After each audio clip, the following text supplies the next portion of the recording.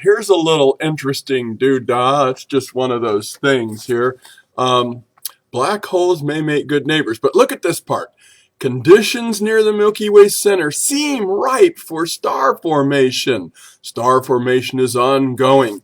Now, this whole problem with stellar evolution theory, to have stars actually form, because in the beginning, the Big Bang didn't create any stars, just created large gas dust clouds, and the Bang had all this light and energy according to the theory.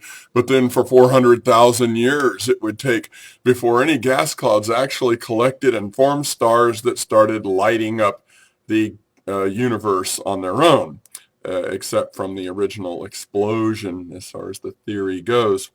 They call that the Dark Ages, the 400,000 years.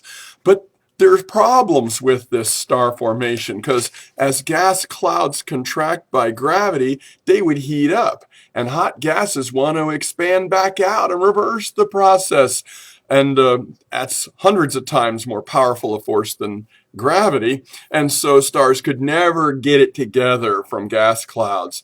In order to do that, they'd have to reach 1,000,000 degrees, maybe 100 million degrees, to begin the fusion reaction that we know stars run on. So they're always looking for signs, and they keep saying it seems this, it seems that. The stellar evolution theory is based on the colors of stars. When they say young stars, they mean blue stars.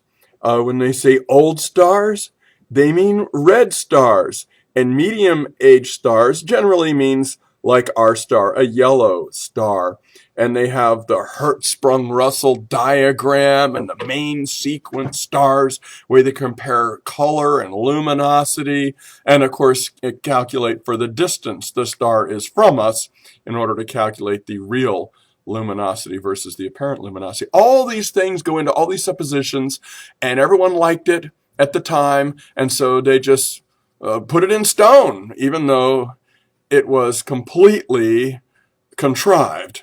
Well, now they just believe it so much, and it was, everybody knows Dr. Jackson. Why don't you know? Avi Loeb is a very well-known astronomer. New evidence is tentative at best. I'm glad he says stuff like that.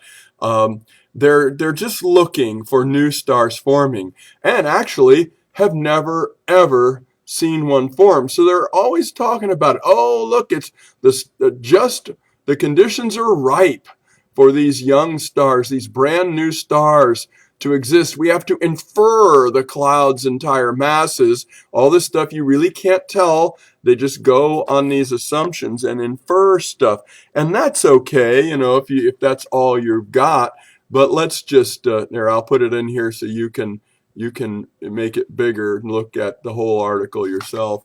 That this is from Science News magazine, March 4th of 2017.